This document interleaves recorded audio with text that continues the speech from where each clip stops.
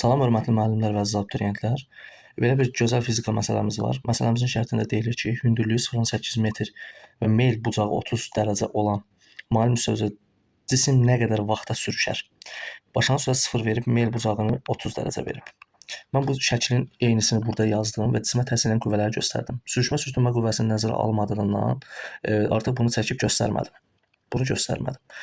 Deməli, ağırlıq qüvvəsi təsir edir cisimə, dayan reaksiya qüvvəsi, ağırlıq qüvvəsinin sinus və kosinus toplanmaları və hündürlüyü də verib 0,8 metr.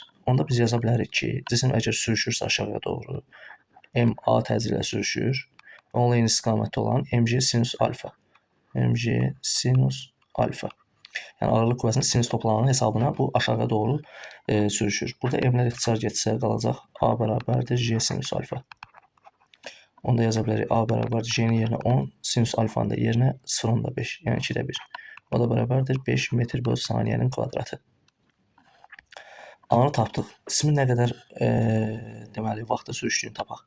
Dedi ki, buradakı bucaq neçə dərəcədir? 30 dərəcə. Onda 30 dərəcə bucaq qarşısında qat et, hipotenuzun yarısına bərabərdir. Bura 0,8-dirsə, deməli bax bu uzunluq var ha.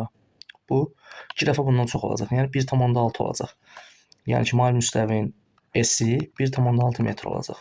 Onda yaza bilərik S bərabərdir V0 T üstə gəlməsin AT kvadratı bölünsün 2-yə. V0 0 olduğundan bunu 0 qeyd edirəm.